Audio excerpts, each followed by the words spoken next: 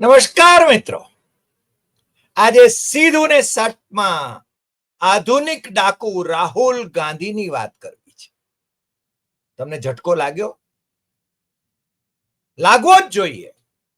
કોંગ્રેસ વાળાઓને કોઈ ઝટકો નથી લાગતો. રાહુલ ગાંધીને કોઈ આધુનિક ડાકુ કે પપ્પુ કે કંઈ પણ કે. શ્રીમતી સોનિયા ગાંધીને પણ આધુનિક ડાકુ કહેવામાં આવે છે. અને કોણ કહે છે?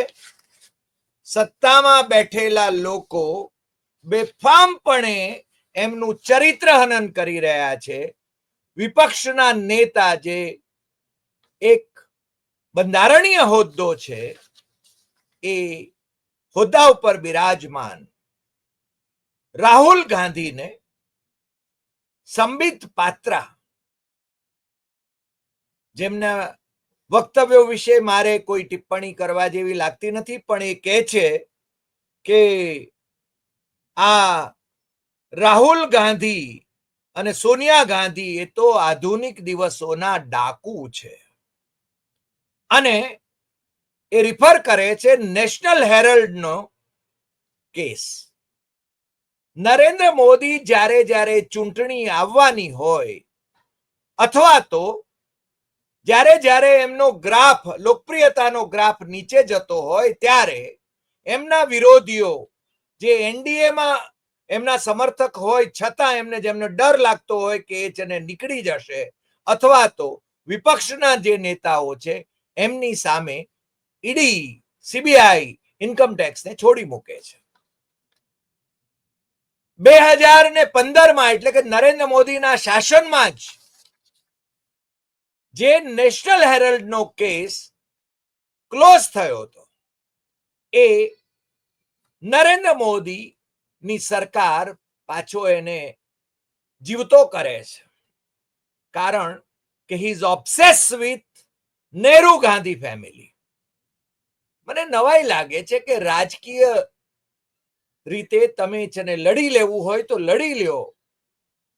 વિપક્ષ એ દુશ્મન નથી, પણ વિપક્ષને દુશ્મન ગણવાની પરંપરા એ નરેન્દ્ર મોદી, અમિત શાહના શાસનમાં શરૂ થઈ અને ઈડી છોડી મૂકવાની વાત શરૂ થઈ. હમણાં તમને ખ્યાલ છે કે ઈડીએ ચાર્જશીટ દાખલ કરી છે. એન્ફોર્સમેન્ટ ડિરેક્ટરેટે શ્રીમતી સોનિયા ગાંધી અને રાહુલ ગાંધી સહિતના નેશનલ હેરલ્ડ સાથે સંકળાયેલા જે મહાનુભાવો છે એમની વિરુદ્ધમાં ચાર્જશીટ દાખલ કરી છે. અને નેશનલ હેરલ્ડની 661 કરોડની પ્રોપર્ટીને અટેચ કરવા માટેની ધમધમાટ તૈયારી શરૂ કરી દીધી છે. હવે સંબિત પાત્રા એ પુરીના લોકસભાના સભ્ય છે, નરેન્દ્ર મોદીના લાડકા પ્રવક્તા છે, અને એ કહે છે કે આ તો મોડર્ન ડેકોઇટ્સ છે, બ્લેટન્ટ રોબરી કરી રહ્યા છે. અમને પ્રશ્ન એ થયો, પહેલો પ્રશ્ન તો એ થયો કે આમાં કોંગ્રેસીઓનું, જે રાહુલ ગાંધી કહે છે કે ભાજપ સાથે ભળી ગયેલા છે, એવા કોંગ્રેસીઓનું તો જાણે કે એમના પેટનું પાણી હાલે નહીં. પણ જે નિષ્ઠાવંત કોંગ્રેસીઓ છે, જે રાહુલ ગાંધીને નેતા ગણે છે, સોનિયા ગાંધીને નેતા ગણે છે, મલ્લિકાર્જુન ખડગેને નેતા ગણે છે, એ લોકોમાંથી કોઈ માઈનાલાલને સંબિત પાત્રાની વિરુદ્ધમાં એફઆઈઆર દાખલ કરાવવાનું કેમ સૂઝતું નથી?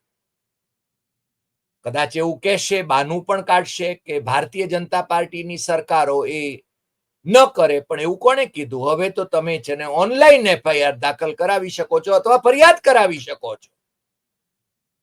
એ પણ કરવી નથી. રાહુલ ગાંધી એકલવીર છે જે લડે છે. અને બીજી વાત, બીજો પ્રશ્ન અમને એ થઈ રહ્યો છે કે ભારતીય જનતા પાર્ટીનો મેમ્બર ઓફ પાર્લામેન્ટ જ્યારે પ્રેસ કોન્ફરન્સ લઈને એમ જાહેર કરે છે કે આ લોકો એ આધુનિક ડેકોઇટ છે, પેલા જે ભાગી ગયા છે નરેન્દ્ર મોદીના શાસનમાં, અબજોના કૌભાંડો કરીને બેંકોને ચૂનો લગાડીને એ લોકોની વાત આપણે નથી કરતા. પણ જ્યારે ભારતીય જનતા પાર્ટીનો મેમ્બર ઓફ પાર્લામેન્ટ એમ કહે છે, નરેન્દ્ર મોદીનો લાડકો એમ કહે છે કે આ આધુનિક ડેકોઇટ છે, તો અમને બીજો એક પ્રશ્ન થાય છે કે લોકસભામાં વિપક્ષના નેતા માનનીય રાહુલ ગાંધીને અમેરિકા જવા માટે તમે કઈ રીતે છૂટ આપી શકો છો? જો એ આધુનિક ડાકુ છે તો ડાકુઓને વિદેશ જવા માટેની છૂટ એ ઇમિગ્રેશનમાં મળી જાય છે કે? પ્રશ્ન તો તમને થવો જોઈએ, મને તો થાય છે. રાહુલ ગાંધીને વિદેશની યુનિવર્સિટીઓ લેક્ચર્સ માટે બોલાવે છે અને આ વખતે એમને બ્રાઉન યુનિવર્સિટી, રોડ આઇલેન્ડ વાળી બ્રાઉન યુનિવર્સિટી યુનાઇટેડ સ્ટેટ્સની, એણે 21મી અને 22મી એપ્રિલે એમને ત્યાં ભાષણ માટે અને ફેકલ્ટી મેમ્બર્સ સાથે અને વિદ્યાર્થીઓ સાથે સંવાદ માટે તેડાવ્યા છે. બાઇજ્જત નિમંત્રણ આપ્યું છે. અને આની સત્તાવાર જાહેરાત પવન ખેડા, જે કોંગ્રેસના મીડિયા અને પબ્લિસિટી ડિપાર્ટમેન્ટના ચેરમેન છે, એમણે સત્તાવાર રીતે એક્સ ઉપર કરી છે, એટલે કે ટ્વિટર ઉપર કરી છે. મને નવાઈ એ વાતની લાગે છે કે સંબિત પાત્રા જો રાહુલ ગાંધીને, સોનિયા ગાંધીને ડાકુ ગણાવતા હોય, આધુનિક ડાકુ ગણાવતા હોય, તો કોંગ્રેસીઓના દિલમાં કશું થતું નથી. એમના નેતાને વિશે આ જો વાત થતી હોય તો એ અદાલત, પોલીસમાં પહેલા જાય અને પછી અદાલતમાં એ જઈને ફરિયાદ કરી શકે એવી આપણે ત્યાં હજુ તો લોકશાહી બચી છે. અને બીજું, કોંગ્રેસ શાસિત રાજ્યોની અંદર પણ એ કેસ દાખલ કરાવી શકે છે. જો રાહુલ ગાંધીની સામે ઠેર ઠેર કેસ દાખલ કરાવાતા હોય ભારતીય જનતા પાર્ટીના કાર્યકરો દ્વારા, તો કોંગ્રેસના કાર્યકરો મરી ગયા છે, એમનો મહિલો મરી ગયો છે, પ્રશ્ન થવો જોઈએ. અને એટલા માટે જ ઇન્દિરા ગાંધીની છબી ઉપર જે પેશાબ કરનારા કોંગ્રેસીઓ છે ગુજરાતની અંદર, જે હોદ્દાઓ ભોગવે છે કોંગ્રેસની અંદર, એ લોકોની સામે કોઈ પગલા નથી લેવાતા. એ તમે અને હું સમજી શકીએ છીએ. ઇન્દિરા ગાંધીની છબી ઉપર જેણે પેશાબ કર્યો હોય, સોનિયા ગાંધીએ જેને કાઢી મૂકવા માટેનો ઓર્ડર પાસ કર્યો હોય, એ લોકો આજે પણ હોદ્દાઓ બિંદાસ ભોગવી રહ્યા છે, કારણ એમના હિતો કંઈક જુદા છે અને ભારતીય જનતા પાર્ટીના સ્લીપર સેલ તરીકે એ લોકો કામ કરી રહ્યા છે. રાહુલ ગાંધી કે એસી કે તેસી કરી રહ્યા છે એ લોકો.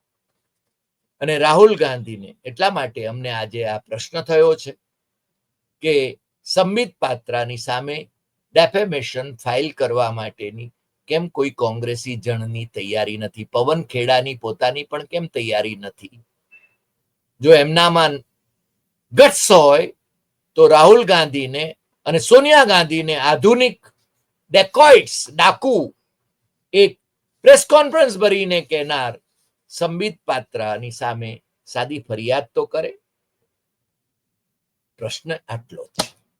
અને એટલા માટે જ્યાં એમનામાં ગટ્સ ના હોય, સ્પાઇનલેસ કોંગ્રેસમેન જ્યાં હોય, ત્યાં પછી પાર્ટી એ ભારતીય જનતા પાર્ટીની આંગળિયાત તરીકે જ કામ કરે અને ભારતીય જનતા પાર્ટી એ સત્તામાં રહ્યા જ કરે.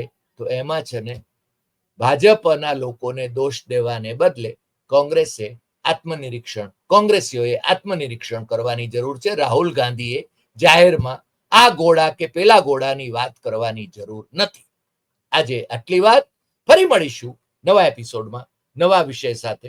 તમને જો આ એપિસોડ ગમ્યો હોય, સ્પર્શો હોય, તમને કોંગ્રેસીઓને ઘા લાગ્યો હોય, તો છે ને કમસે કમ આના વિશે એક્શન લ્યો. અને એટલે જ કોંગ્રેસમાં બેઠેલા ભારતીય જનતા પાર્ટીના એજન્ટો એ કદાચ કાયમ રહેશે અને રાહુલ ગાંધી એ નિષ્ફળ જશે, એવા સંજોગો એ લોકો નિર્માણ કરી રહ્યા છે. એ તમે અને હું જોઈ રહ્યા છીએ.